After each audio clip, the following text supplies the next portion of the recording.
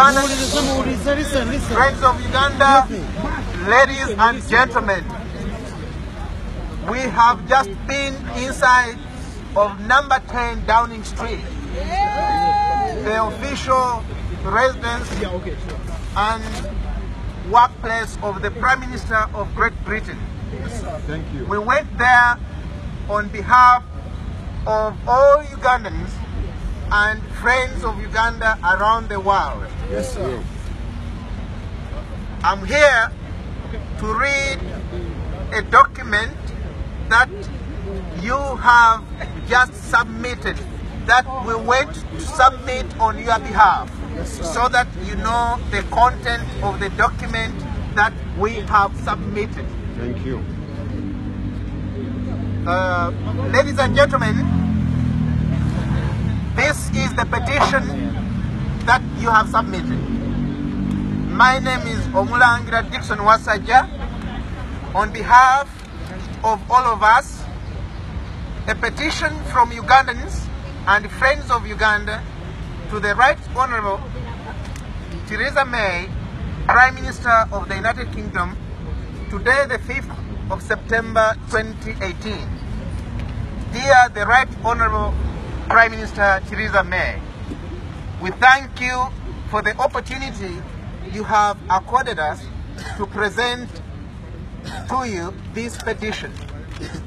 We Ugandans in the United Kingdom, along with our friends around the world, in unity with the 40 million Ugandans at home who cannot freely express themselves, are writing to you with a request to the British government to condemn in the strongest possible terms the egregious human rights violations going on in Uganda under Mr.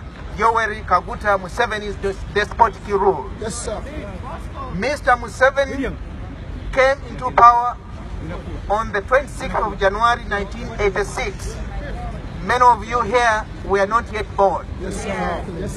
By then, Ugandans and the international community had great hope that finally democracy and the rule of law had returned to our country. Unfortunately, for the 33 years Mr. Museveni has spent in power,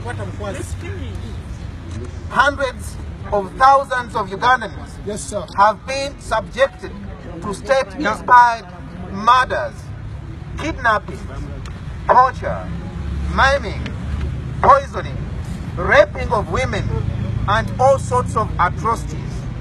Thousands of children have been orphaned, as others forcibly recruited as child soldiers.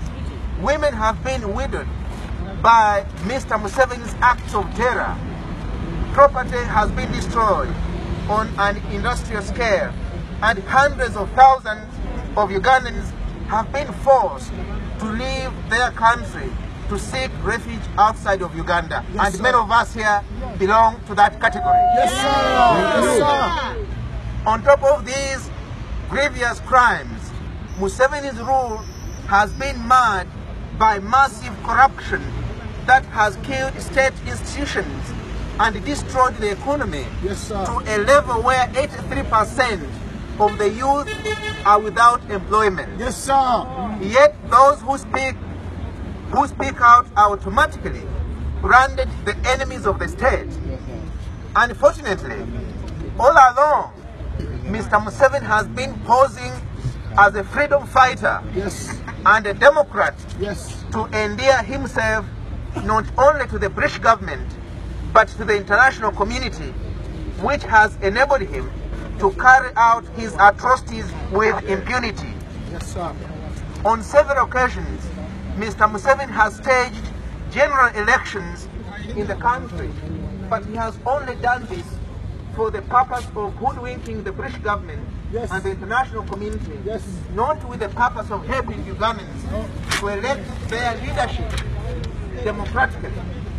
In so doing, he has successfully managed to portray himself as a duly elected leader in order to impress donors. Yes. Yes. The most recent such election was in February 2016, when a general election was held.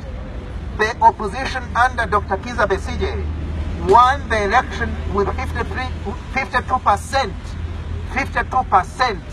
despite all the intimidation and massive rigging by Mr. Museveni's regime. Yes.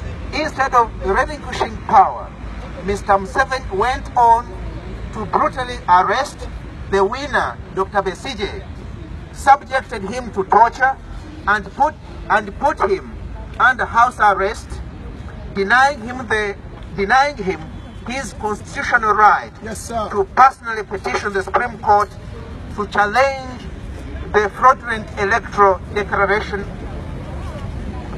that Mr.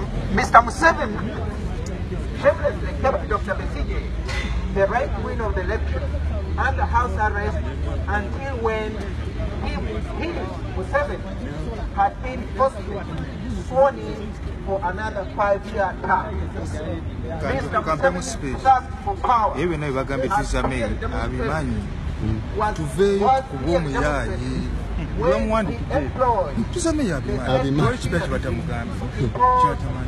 the change of constitution